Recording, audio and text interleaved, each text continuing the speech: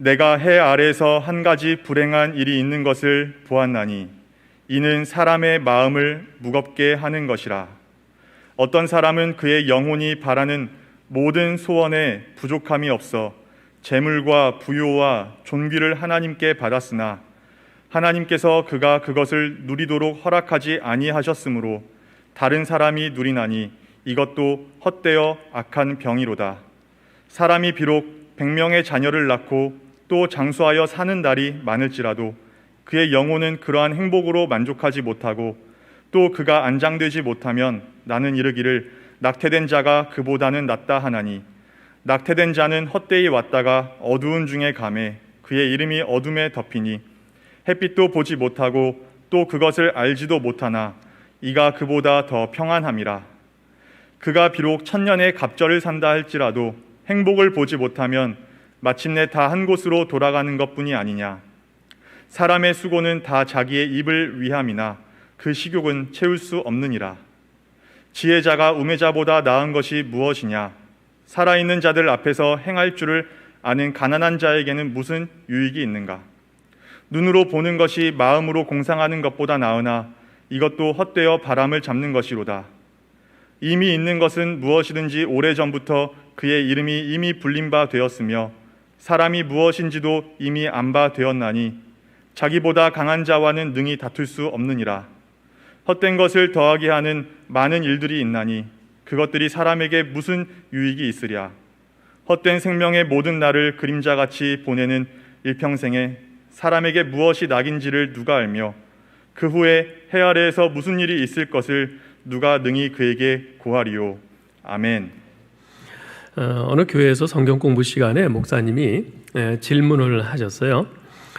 성경에 나오는 인물 중 가장 행복한 여자는 누구일까요? 그랬더니 한 젊은 여집사님이 손을 번쩍 들고 대답을 합니다. 하와요. 왜 그렇게 생각하세요? 묻자 이렇게 대답합니다. 하와는 시어머니가 없잖아요. 그래서 목사님이 다시 물었어요. 혹시 다른 분 없으세요? 그랬더니 이번엔 좀 연세 드신 권사님이 대답을 하세요. 마리아요. 그래서 왜 그렇게 생각하시죠? 묻자 대답을 합니다. 마리아는 며느리가 없었잖아요. 여러분, 이처럼 사람들은 행복과 불행의 문제를 논할 때 대체로 무엇이 있고 없고의 관점에서 생각합니다. 시어머니가 없어서 행복해.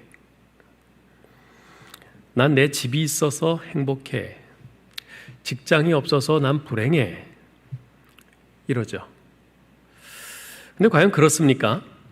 행복과 불행에 관한 그러한 관점이 과연 정당합니까? 그렇지 않다면 과연 무엇이 우리의 삶을 행복하게 할까요? 오늘 본문인 전도서 6장은 그런 물음에 대한 해답을 제시합니다. 먼저 전도자는 1절에서 이런 말을 합니다. 내가 해 아래에서 한 가지 불행한 일이 있는 것을 보았나니 이는 사람의 마음을 무겁게 하는 것이라. 사람의 마음을 무겁게 하는 한 가지 불행한 일이 있다고 그래요. 그것이 무엇일까요? 여러분, 사실 이 전도자, 즉 이제 솔로몬인데요. 이 전도자는 굉장히 뛰어난 관찰자입니다. 그는 결코 책상머리에서 자신의 머리로 궁리하고 짜낸 이론을 말하는 것이 아닙니다. 수많은 사람들을 자세히 관찰하고 살핀 후에 그 데이터를 종합하고 분석하고 그렇게 해서 마침내 결론을 도출해낸 겁니다. 그 결론이 무엇이죠? 그는 거의 모든 사람들이 인생의 행복과 불행을 무엇이 있고 없고에 달렸다고 생각한다는 것을 발견했어요. 그래서 그는 모든 사람이 꿈꾸는, 모든 사람이 부러워하는 어느 한 사람을 예로 들어서 설명을 합니다. 2절, 3절을 보세요. 어떤 사람은 그의 영혼이 바라는 모든 소원에 부족함이 없어 재물과 부여와 존귀를 하나님께 받았으나 하나님께서 그가 그것을 누리도록 허락하지 아니하셨으므로 다른 사람이 누리나니 이것도 헛되어 악한 병이로다. 사람이 비록 100명의 자녀를 낳고 또 장수하여 사는 날이 많을지라도 그의 영혼은 행복으로 만족하지 못하고 또 그가 안정되지 못하면 나는 이르기를 낙태된 자가 그보다는 낫다 하나니. 이 사람은 그 영혼이 바라는 모든 소원을 부족함이 없이 다 이룬 사람이에요. 돈이 많습니다. 부요합니다. 권세와 명예를 가졌어요. 100명이나 되는 많은 자녀도 있었습니다. 거기에다 장수까지예요. 이 정도면 그야말로 탑 0.1% 안에 속하는 아주 선망의 대상인 그런 사람이죠. 아마도 대다수 사람들은 그가 정말 행복할 것이라고 그렇게 생각할 겁니다. 야, 저 정도면 얼마나 좋을까? 저 사람은 얼마나 행복할까? 다들 그렇게 생각할 거예요. 그러나 전도자는 그렇지 않다고 말합니다. 왜냐하면 그 사람은 남들이 부러워하는 그 모든 것을 부족함 없이 다 가졌지만 정작 그것들을 제대로 누리지 못했기 때문입니다. 우리말 속담에도 있죠. 구슬이 서말이면 뭐예요? 꿰어야 보배지. 그죠? 서말이나 되는 많은 구슬이 있으면 뭐합니까? 그것이 이렇게 잘 실에 꿰어질 때 그것이 가치 있는 것 아니겠어요? 예? 누리지 못한 그 많은 것들을 가지고 있으면 무슨 소용이 있느냐는 거예요. 예? 마치 정말 어마어마한 수십조 원의 그 재산을 가진 그 갑부인데 그 사람이 감옥에 갇혀 있다고 생각을 해보세요. 감옥에서 그걸 누릴 수나 있어요? 그 많은 돈이 있어도 그게 무슨 행복이 있겠느냐 그 말이죠. 아무리 매일 1억 원씩 펑펑 평생 써도 남을 만큼 돈 많은 세계 제일의 갑부이면 뭐예요? 몸이 병들어서 병상에 누워있는데 아무리 100세가 넘도록 장수하면 뭐합니까? 늘 마음에 근심, 걱정, 불안이 떠나지를 않는데 행복은 내가 무엇을 소유하고 있느냐 아니냐에 달려있는 것이 아니라 내가 소유하고 있는 것들을 과연 내가 그것을 제대로 누리고 있느냐 거기에 달려있다는 겁니다. 자, 그런데 여기서 우리가 특별히 눈여겨보아야 할 구절이 있습니다. 2절인데요. 한번 보세요. 그 영혼이 바라는 모든 소원에 부족함이 없어 재물과 부요와 존귀를 하나님께 받았으나 하나님께서 그가 그것을 누리도록 허락하지 아니하셨으므로. 자, 여러분들이 보면서 금방 포착을 하셨을 텐데요. 그 모든 부족함 없는 그 재물과 부요함과 존귀를 누구에게 받았다고요? 하나님께 받았어요. 근데 그걸 누리지 못하게 하시는 분이 누구라고요? 하나님이에요. 예. 자, 이 구절이 말하고자 하는 바가 뭡니까? 그의 모든 그가 가진 재물과 부여와 존귀는 하나님께서 주신 것이라는 겁니다. 따라서 그것을 주신 분이 하나님이심을 인정하는 가운데 그것을 주신 하나님의 뜻과 의도에 맞게 사용되어야 한다는 겁니다. 그렇지 않으면 하나님께서 그것을 누리도록 허락하지 않으신다는 거예요. 설령 그 사람이 그것을 누리는 것처럼 보인다 할지라도 거기에는 하나님께서 주시는 행복한 만족감은 없다는 겁니다. 왜냐하면 그는 하나님께서 그에게 맡기신 것을 가지고 자기 마음대로 썼기 때문입니다. 말하자면 하나님의 것을 도둑질한 것이죠. 도둑질해서 쓰는데 거기에 무슨 기쁨이 있고 거기에 무슨 행복이 있겠어요. 지금 전도자는 지금 재물에 대해서 이야기를 하고 있는데요. 11조가 바로 그런 것 아니겠어요? 여러분 엄밀히 말해서 11조는요 헌금이 아닙니다. 11조는 자신이 도둑이 아님을 확인하는 것이고 나의 모든 물질과 삶 전체가 모두 하나님의 것임을 인정하는 것입니다. 네. 그것을 인정하는 가운데 하나님께 이렇게 드리기 때문에 그것이 헌금인 것이죠. 자, 예를 들어서 제가 100만 원을 가지고 있는데요. 그것을 제가 책상에 놓고 아들에게 말합니다. 아들아, 여기 100만 원이 있다. 이거 전부 아빠 돈이지? 맞지? 아빠 거지? 그런데 이 중에 90만 원은 내가 알아서 너 필요한 데 써. 하지만 10만 원은 손대지 말고 그 자리에 놔둬라. 제가 이렇게 말했다고 생각을 해보세요. 아들이 어떻게 할까요? 이게 웬 떡이야? 그러면서 아주 싱글벙글하면서 90만 원을 갖고 나가서 자기 필요한 대로 쓰겠죠. 그죠? 그런데 만약 아들이 제 말을 지키지 않고 100만 원을 다 집어가서 쓴다면 어떤 사람이 되는 겁니까? 도둑이 되는 겁니다. 도둑이 되는 거예요. 자기 게 아닌데 다 가져갔으니까. 그리고 그 100만 원이 아빠가 준 돈임을 인정하지 않는 아주 모렴치한 사람이 되는 거죠. 여러분 11조가 바로 이런 겁니다. 물질을 비롯한 내 삶 전체가 모두 하나님의 것임을 인정하면서 내가 도둑이 아니라 하나님의 청지기임을 확인하는 것입니다. 그리고 내 삶의 주인이신 하나님의 뜻을 따라 내 모든 것을 사용하겠다는 각오인 것이지요. 그러므로 여러분 11조를 가볍게 생각해서는 안 됩니다.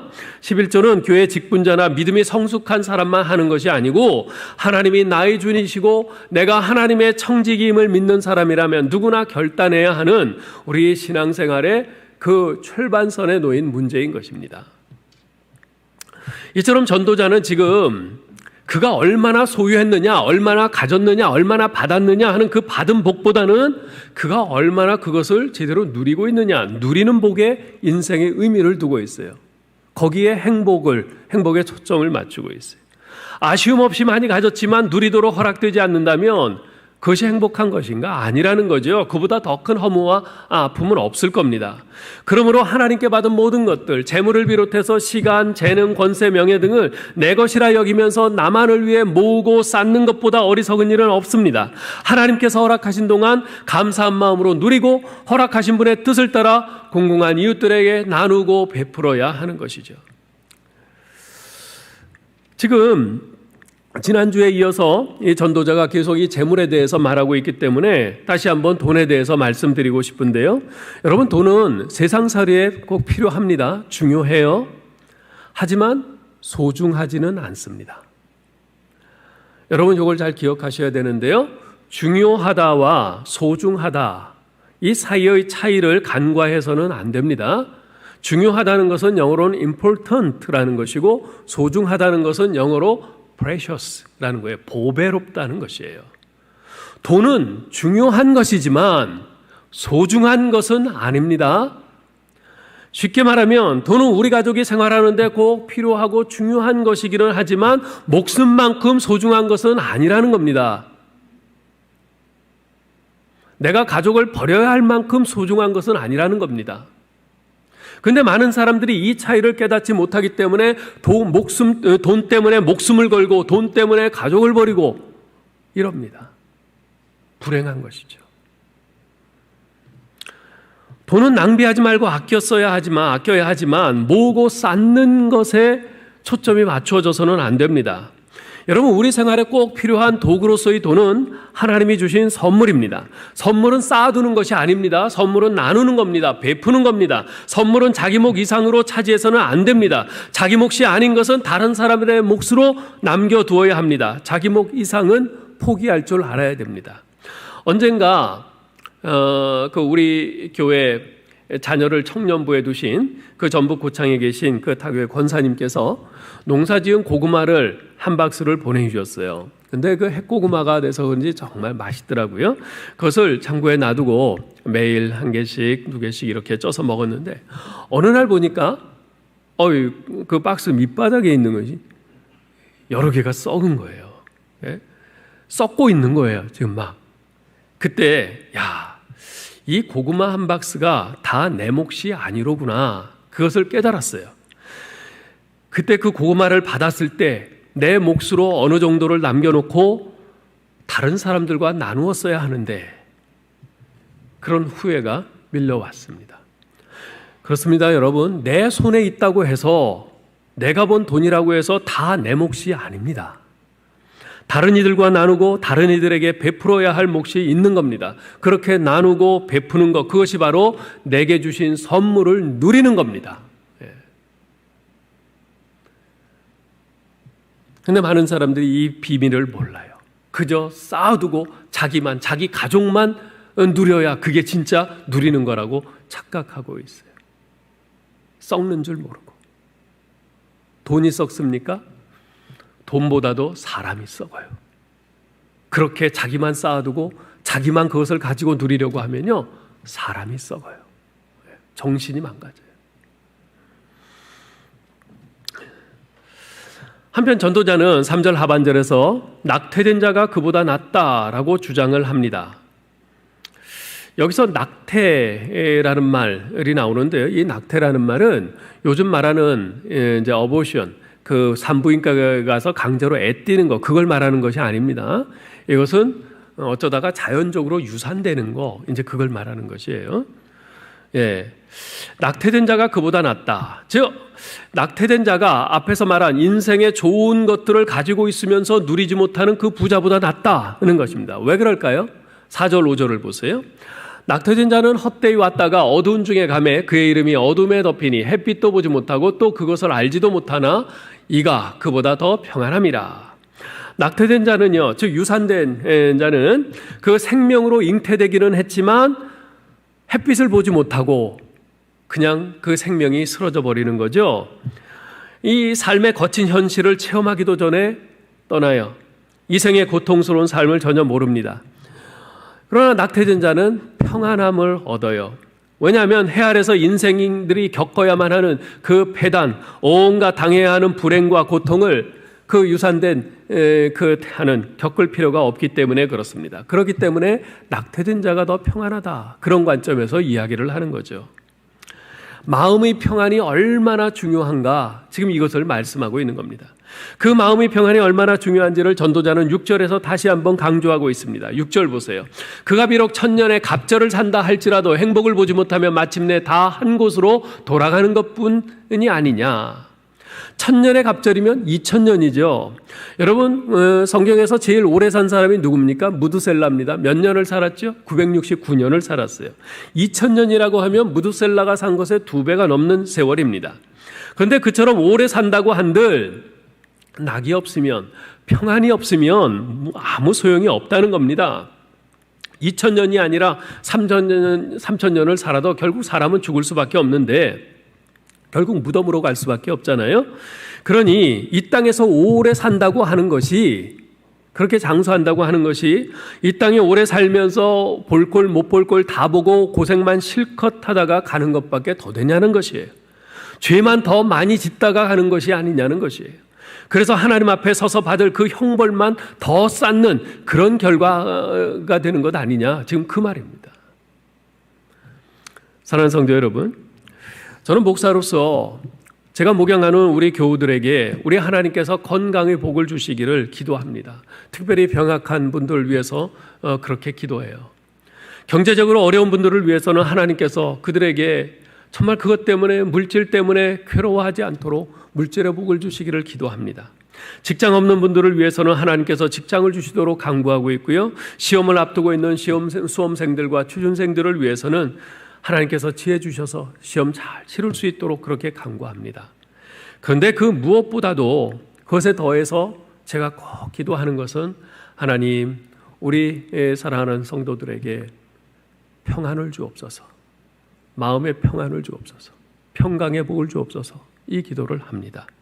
왜냐하면 마음의 평강이 없으면 아무 소용 없잖아요. 다른 거 많이 갖고 있어도 아무 소용 없잖아요. 단 하루를 살더라도 주님 안에서 평안을 누리며 살아야 되는 것 아니겠습니까? 이어서 전도자는 7절로 9절에서는 만족을 모르는 그 인생의 애씀, 수고에 대해서 언급을 합니다. 7절 보세요. 사람의 수고는 다 자기의 입을 위함이나 그 식욕은 채울 수 없느니라. 여기서 식욕이라고 번역된 히브리어 네페시는 영혼을 뜻합니다. 영혼이라는 뜻이에요.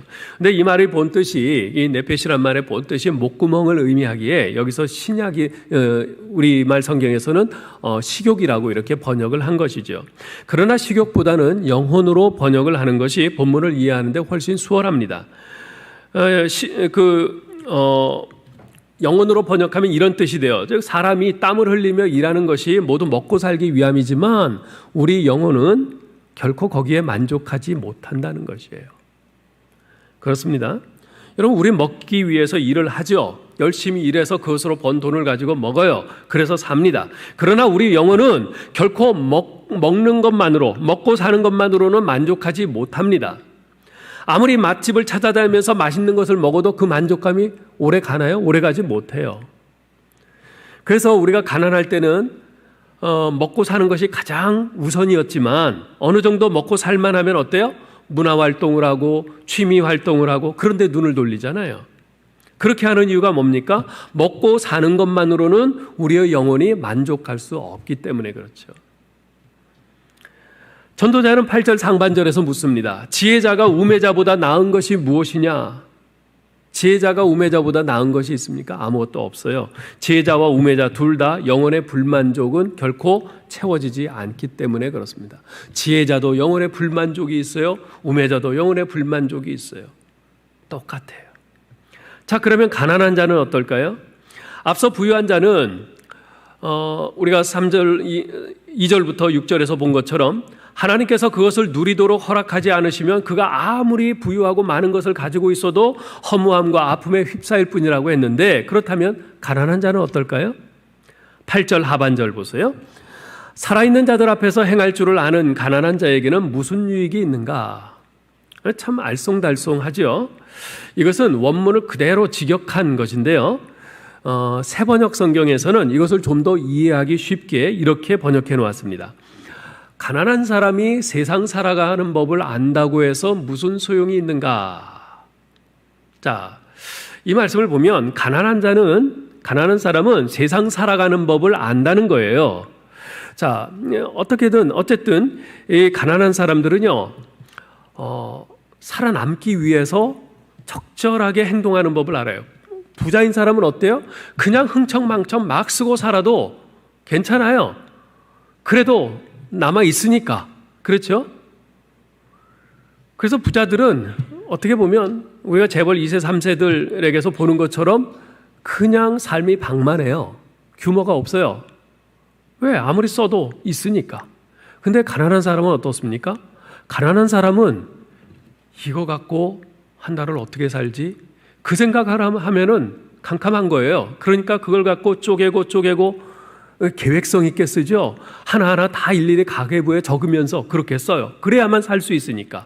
그래서 가난한 사람이 오히려 더 규모 있게 어떻게 사는 것이 적절하게 사는 것인가 그렇게 잘 알고 행동을 합니다. 자, 그러면 가난한 사람들은 어떻게 해서 그렇게 적절하게 행동하는 법을 알까요? 여러분 9절을 보세요. 눈으로 보는 것이 마음으로 공상하는 것보다 낫다. 눈으로 보는 것이 마음으로 공상하는 것보다 낫기 때문에 그렇다는 거예요. 무슨 말인가? 여러분 보세요. 가난한 사람이에요. 그 아이가 좀 아빠 이번에 월급 타면 우리 맛있는 것 좀 한번 먹으러 외식해요. 그런다고 해보세요. 그럼 그러자. 우리 한번 나가서 외식하자. 그렇게 생각을 했어요. 그러면 막 생각을 하겠죠. 마음속으로 뭐 먹을까? 어느 식당 가서 이거 먹으면 너무 맛있겠어? 막 상상을 해요. 그런데 월급을 딱 받았어요. 받아보니까 현타가 오는 거죠. 이거 갖고 우리 네 식구 한 달을 어떻게 살아? 머리가 띵해요. 현실 감각이 돌아옵니다. 그러면 그때 마음속으로 공상했던 거 그거는 전부 날아가고 빠듯한 이 월급 가지고 어떻게 한 달을 살까 계획을 하죠. 네? 가난한 자들은 눈으로 보는 것으로 살아요. 눈으로 보는 월급 봉투 갖고 살아요. 부자들은 상상하면서 살죠. 오늘은 어느 나라 가서 맛있는 거 먹고 또 어디 여행을 가고 그럴까 상상을 하면서 그렇게 살아요. 그렇게 해도 그걸 이룰 돈이 있으니까 그렇게 해요. 그러나 가난한 사람들은 안 그렇잖아요. 못 그러잖아요. 그래서 눈으로 보면서 살아요. 그리고 그렇게 사는 것이 훨씬 더 나아요. 실제로 자기가 가진 것으로 하루하루를 제대로 규모 있게 살 수 있기 때문에. 자, 그런데 전도자는 9절 하반절에서 이것도 헛되어 바람을 잡는 것이로다 라고 말합니다. 왜 그럴까요? 가난한 자는 자신이 가진 것에 만족하면서 큰 욕심 안 부리고 규모 있게 계획성 있게 그렇게 살아가는데 어째서 그들의 삶도 헛되다고 하는 것일까요? 좀 전에 말씀드리기를 먹고 사는 것만으로는 우리의 영혼은 만족할 수 없다고 했습니다. 그래서 사람들은 어느 정도 먹고 살만하면 문화활동, 취미활동으로 눈을 돌린다고 했어요. 자, 그러면 그렇게 문화활동을 하고 취미활동을 하면 영혼이 만족할까요? 그렇지 않습니다. 그렇지 않아요. 아무리 그런 활동들 열심히 해도 우리 영혼은 만족스럽지가 않아요. 왜냐하면 우리 영혼은요, 우리 사람은 인생의 목적이 있게 지어졌기 때문에 그래요. 그래서 우리 영혼은 인생의 목적이 채워지기 전까지는 결코 이 세상에 그 어떤 것을 다 쏟아부어도 만족을 느끼지 못합니다. 10절로 12절이 바로 그것을 말씀하고 있습니다. 한번 보세요. 이미 있는 것은 무엇이든지 오래전부터 그 이름이 이미 불린 바 되었으며 사람이 무엇인지도 이미 안 바 되었나니 자기보다 강한 자와는 능히 다툴 수 없느니라. 헛된 것을 더하게 하는 많은 일들이 있나니 그것들이 사람에게 무슨 유익이 있으랴? 헛된 생명의 모든 날을 그림자같이 보내는 일평생에 사람이 무엇이 낙인지를 누가 알며 그 후에 해 아래에서 무슨 일이 있을 것을 누가 능히 그에게 고하리요. 자, 이미 있는 것은 무엇이든지 오래전부터 그 이름이 불린 바 되었다 하고 말해요. 누가 불렀어요? 누가 그 이름으로 불렀어요? 하나님이 부르셨어요. 언제부터요? 오래전 천지가 창조될 때부터요. 하나님이 천지 창조하실 때 첫째 날에 무엇을 창조하셨죠? 빛을 창조하셨습니다. 그리고 그것을 뭐라고 부르셨어요? 낮이라 이렇게 부르셨어요. 어둠을 뭐라고 부르셨습니까? 밤이라 부르셨어요. 그때부터 빛은 낮이고 어둠은 밤입니다. 이것은 하나님이 정하신 것이에요. 하나님이 정하신 질서이기 때문에 누구도 바꿀 수가 없습니다.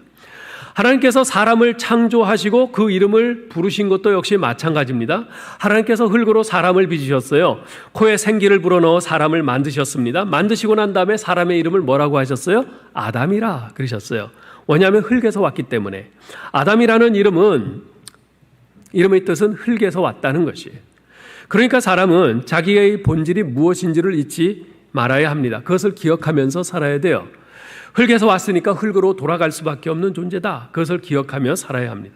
자, 이러듯 한낱 피조물에 불과한 우리 인간이 어찌 그 모든 만물을 창조하시고 그것을 이름을 붙여서 부르신 그 강한 자, 우리 하나님과 다툴 수 있겠는가?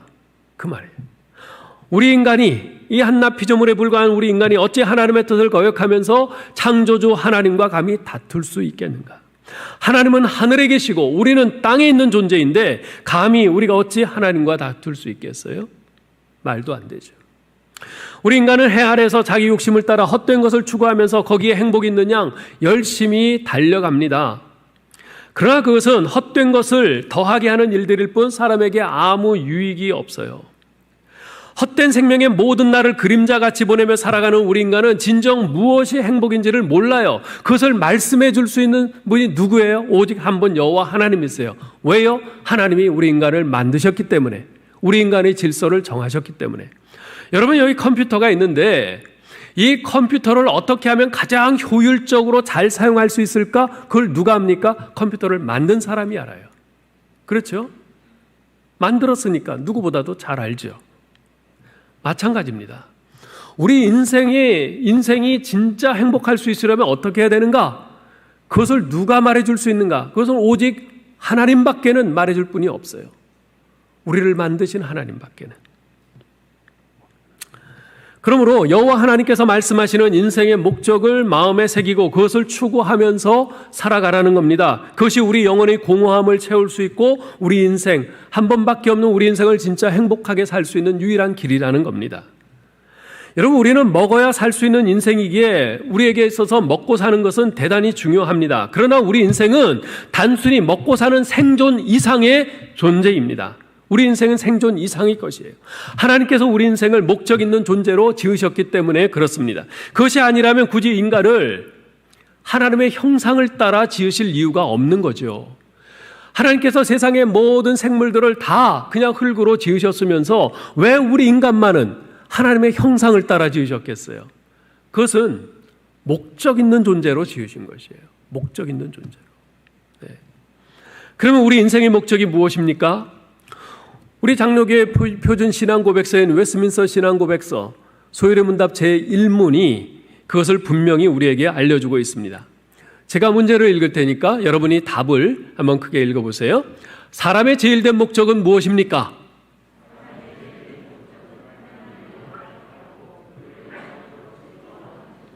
예, 사람의 제일된 목적은 하나님을 영화롭게 하고 그분을 영원토록 즐거워하는 것입니다. 이것이 우리의 신앙 고백이에요. 우리가 이렇게 고백하는 사람들이라면 우리는 하나님의 영광을 위해 살아간다는 목적의식을 가져야 합니다. 목적의식을 가지고 산다는 것은 곧 원칙이 있는 삶을 의미합니다. 그것은 바로 고린도전서 10장 31절에서 말씀하고 있는 원칙이죠. 우리가 같이 한번 읽어보겠습니다. 그런즉 너희가 먹든지 마시든지 무엇을 하든지 다 하나님의 영광을 위하여 하라. 이것이 우리 인생의 목적입니다. 하나님께서 우리를 지으셨을 때 우리에게 우리 자신의 영광을 위해서 살라고 그렇게 우리 목적을 지어주지 않으셨어요. 오직 하나님의 영광을 위해서 살라 그러셨어요. 우리나라 프로골퍼로서 세계적으로 유명한 최경주 선수를 아마 잘 아실 겁니다. 최경주 선수는요, 매우 독실한 크리스찬이에요. 근데 이 프로골프 경기는요, 언제 열리냐면 목요일부터 주일까지 이렇게 열려요. 그래서 저는 이 프로골프 선수들 중에 크리스찬들도 적지 않을 텐데 이 사람들은 도대체 주일 성수를 어떻게 할까, 신앙생활을 어떻게 할까 몹시 궁금했었어요. 근데 제가 미국에서 목회를 할 때 최경주 선수를 만났거든요. 제가 있던 그 피츠버그에서 이제 US 오픈 그 4대 메이저 경기 중에 하나가 열려서 최경주 선수가 이제 왔는데 수요 예배를 드리기 위해서 교회를 찾다가 이제 저희 교회 연락을 해가지고 제가 같이 식사하고 또 기도도 해주고 그랬어요. 그때 최경주 선수에게 이제 이 궁금한 부분에 대해서 이제 물어보았는데 그분이 이런 자기의 소신을 밝혔어요. 제가 미국에서 경기를 하다 보니까 예배를 놓치는 경우가 많았습니다. 한국처럼 뭐 저녁 예배가 있는 것도 아니고 예배 시간이 다양하지 않아서 경기하다가 예배를 놓치면 그것으로 끝이었죠. 뭔가 전환이 필요했습니다. 그래서 주일을 지키지 못하면 수요 예배를 지키자 이렇게 생각을 했습니다. 저에겐 수요 예배가 주일 예배가 된 것이죠.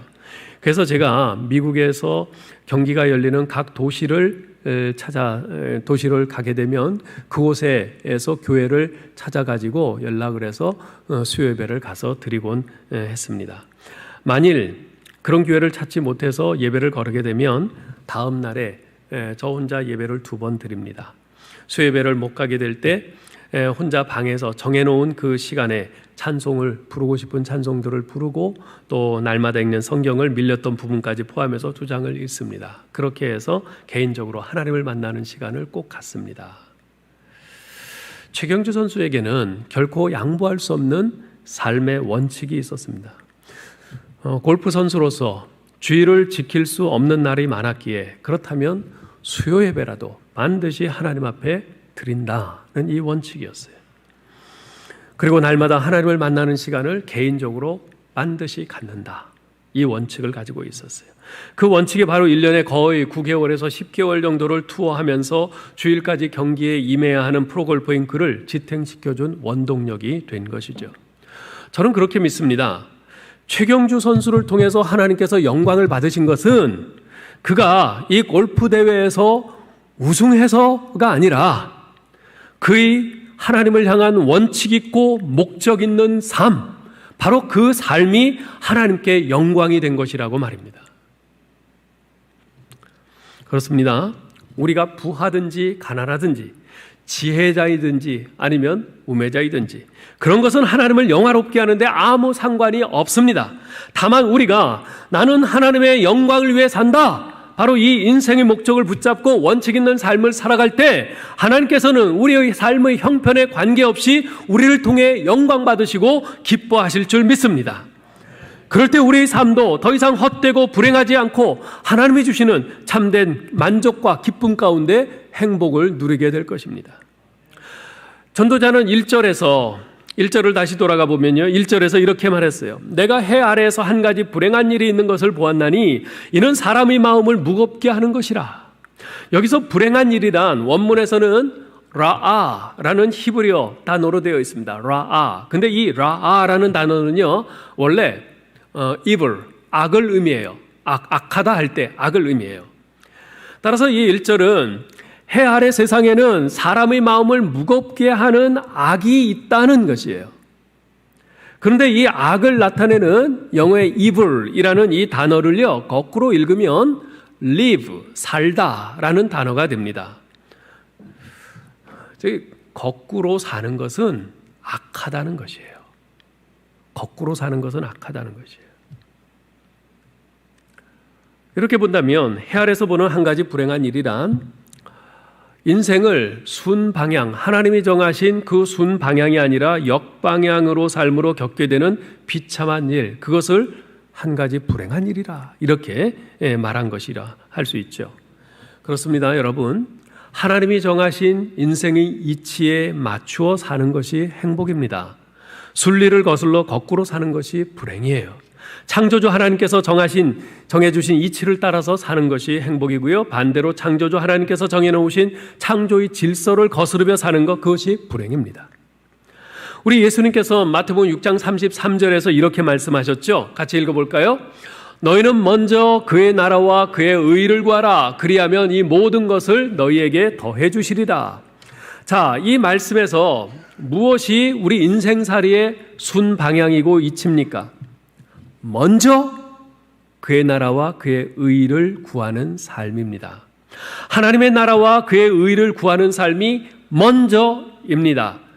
이것이 인생의 하나님이 정하신 바른 이치이고 이것이 순방향입니다. 그런 삶을 따를 때 인생은 행복해요.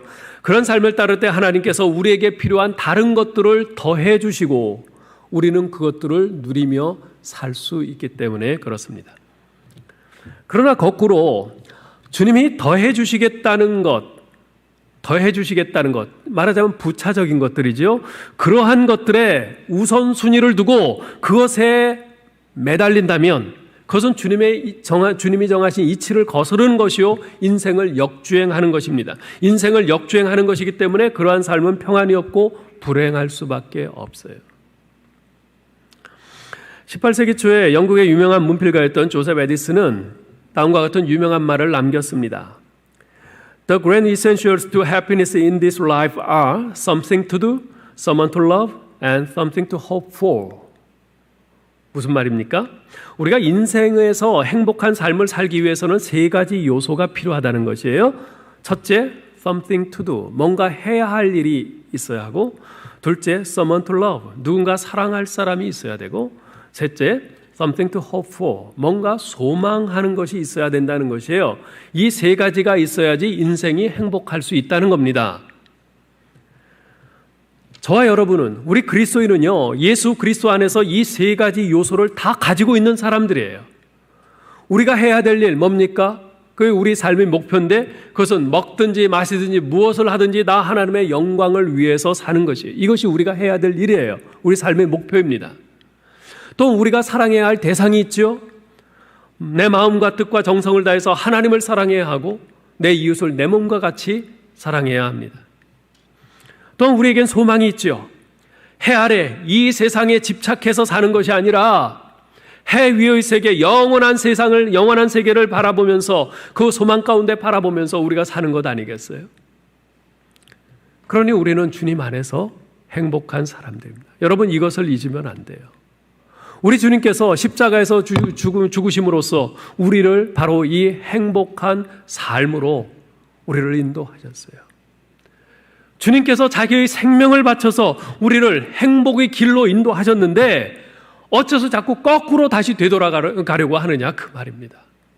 왜 자꾸 거꾸로 이 세상에 정말 소망이 없는 것, 행복이 없고 오히려 불행을 쌓는 거기로 다시 돌아가려고 하느냐, 그 말이에요. 사랑하는 성도 여러분, 행복을 목표로 삼지 마십시오. 절대 행복할 수 없습니다. 오히려 비참해집니다. 왜냐하면 행복은 이 세상이 손짓하는 그런 부귀와 영화에 있는 것이 아니기 때문에 그렇습니다. 건강하다고 행복한 것이 아닙니다. 장수한다고 해서 행복한 것이 아닙니다. 자녀가 많다고 해서 행복한 것 아니에요. 행복을 잡겠다고 내가 아무리 애를 써도 행복은 잡히지 않습니다. 행복할 수 있는 길은 오직 하나님 제일주의로 사는 것입니다. 하나님이 내 인생의 유일한 목적이시오, 나의 전부이심을 확신하면서 하나님께서 말씀하신 대로 나아가고 하나님이 말씀하신 곳에서 멈추리라. 이 하나님 제일주의로 사는 것이 진짜 행복의 비결입니다. 하나님의 뜻을 이루어드리는 삶, 거기에 행복의 비결이 있습니다. 해보지도 않고 안 된다고 말하지 마십시오. 적어도 우리가 예수 그리스도의 십자가의 은혜로 구원받고 새 생명을 얻은 사람이라면 시도를 해봐야 됩니다. 하나님이 말씀하신 대로 순종하면서 시도는 해봐야지요. 그런데 시도도 해보지 않고 그렇게 살면 힘들 것 같아서, 그렇게 살면 내가 많은 것을 포기해야 될 것 같아서, 손해볼 것 같아서 시도도 해보지 않고 포기한다면 그건 아니지요. 그건 아니죠. 아무쪼록 나는 모든 일을 하나님의 영광을 위해서 한다. 나는 먼저 하나님의 나라와 그의 의를 구하는 삶을 산다. 이 목적과 이 원칙을 굳게 붙들고 사심으로 한 번뿐인 여러분의 소중한 삶을 더욱 복된 인생으로 세워나갈 수 있기를 주님의 이름으로 축원합니다. 하나님 아버지, 은혜를 감사합니다. 하나님, 정말 행복하게 살고 싶습니다.